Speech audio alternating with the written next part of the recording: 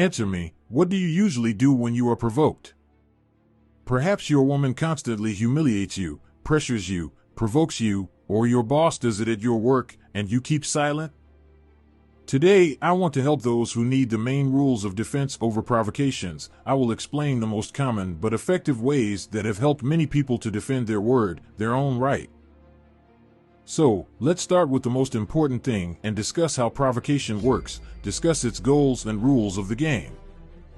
Psychological provocations and veiled rudeness always have a motive, the goal that the aggressor is trying to achieve. If this happens, the very first thing that can be that they are trying to impose emotions on you. Make you feel shame, guilt, sadness, anger, anxiety, insecurity in yourself and loved ones. Secondly, these people are trying to find your weaknesses, to test the strength of your personal boundaries and find a gap in them, to understand what you are willing to tolerate. Such people want to know the main goal for themselves, how you can be manipulated. The main goal to put you in a weak position, to make you emotionally vulnerable and sway you to shake your authority and reputation, to demonstrate their dominance over you. And, of course, to force you to do something. To provoke the right emotions in order to impose unfavorable agreements or working conditions, to elicit valuable information, to gain respect, fear, and submission. Tell me, are you willing to put up with that? Do you want to put up with it and listen to a lifetime of bad words and humiliation? Enough. I want and will help you. I will make you stronger and more confident. With the help of these tips, which I will tell you now, you will be able to change your life, change your attitude to yourself, and most importantly, you will learn to appreciate yourself. Now I will tell you what drives and what the person who is trying to provoke you is thinking. He uses 3 key principles to be stronger than this person. It is very important to know them.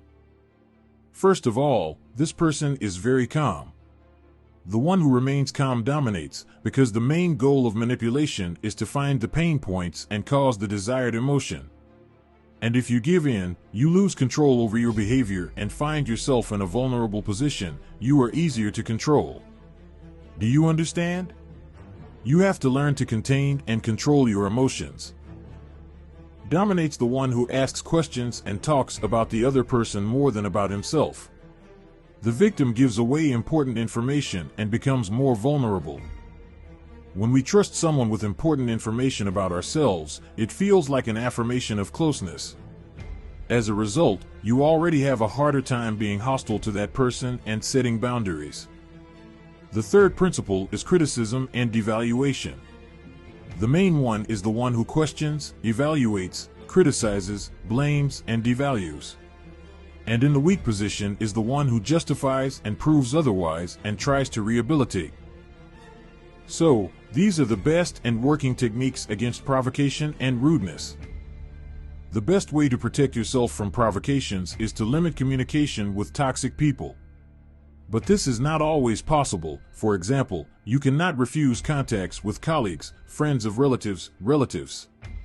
Therefore, knowing the goals and tools of provocative behavior, you need to learn how to defend yourself from attacks and dictate your own terms of the game.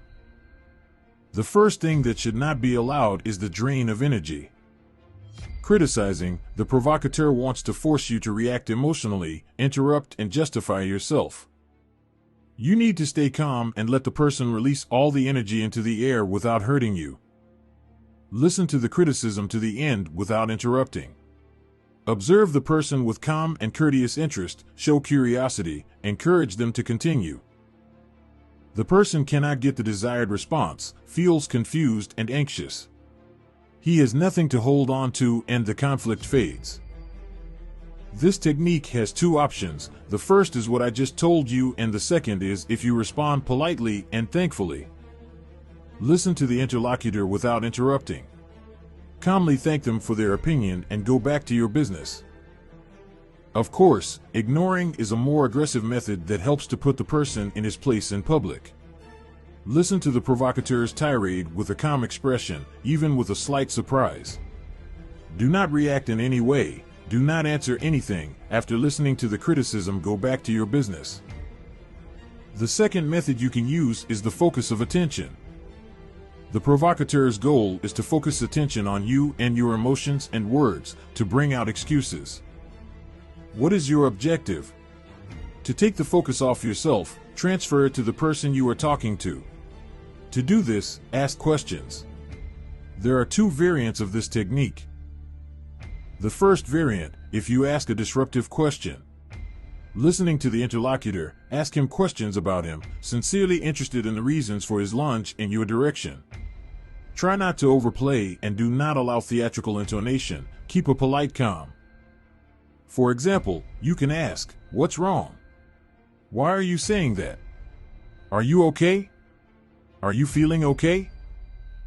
And the second way, which is a bit like the first, but here you should ask exactly clarifying questions. Break down all claims to you into component parts and clarify. Lead the provocateur to specific answers. Let's get to the main point. This is something everyone needs to know. The power of manipulation lies in hidden motives and passive aggression. The provocateur always has an advantage. He plays dark, not giving away his true intentions and hiding ill will under masks of concern, desire to help, constructive criticism. What is your task at this moment? To neutralize the hidden motives of the manipulator, it is important to make them visible, to give them a name. There are two techniques for this. After the provocateur has spoken out, calmly suggest his motivation. "Oh, you want to piss me off? That's interesting. You want to devalue my work? That's interesting. You want to provoke guilt, shame, distrust in me? Very interesting." Direct questioning is a more complex technique. You must not just state the provocateur's intention, but ask leading or even open-ended questions to shift the focus of attention and continue the discussion on your own terms. "Dear, why did you decide to say that to me now? Do you want to accuse me of incompetence, or what is the purpose? Honey, why are you telling me this? Are you trying to devalue my work, my relationships? Or do you have some other motive? What kind of result can you get out of this?" Even if the provocateur starts to justify himself, "What are you talking about? I didn't mean it. I didn't mean it. I'm not angry that you're twisting things." His cards are already revealed. The ground is knocked out from under his feet. And you have already seized the initiative, forcing the manipulator to explain himself and answer a specific question. Card disclosure techniques are especially effective in a public conversation. They help to protect your authority and bring the manipulator out into the open to demonstrate his maliciousness. The main thing here is not to give away your emotions, to speak calmly and with restraint, without going into theatricality.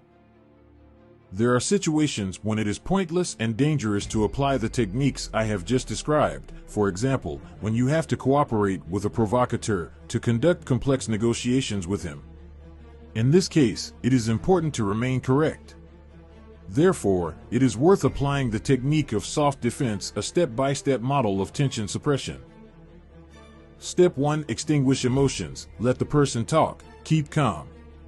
Ask clarifying questions. For example, "How can I help? What happened? Tell me in detail. I'd like to get to the bottom of it." Step 2. After hearing the grievance, try to turn your opponent into an ally by stating the facts and showing your loyalty. "Yes, I understand you and I see that there is a problem. We need to think about how to fix it. I think you and I can solve this issue." Step 3. Shift the focus of attention from emotion to facts and analysis. Try to find out your opponent's motives, goals, and needs. "Yes, there is a problem. Let's think about how to solve it. Can you tell me how you see the situation developing further? What are your suggestions? Please clarify your position. Yes, I understand that you're upset. But you and I don't want to get in trouble. It will hurt both of us." If the conversation is with a loved one and you would like to maintain or even strengthen the relationship, you should use self-statements in the above conversation. Outline your feelings and needs without invoking the guilt of your interlocutor, and try to establish emotional intimacy. And remember, the main task is to remain calm and not to give in to emotions. If you realize that you are unable to cope with feelings, refuse confrontations. Most likely, the experience will not allow you to effectively apply techniques and will give away the weakness of the position. If there is an opportunity to avoid continuing the conversation in this case, to say goodbye and leave, to close the topic, do it.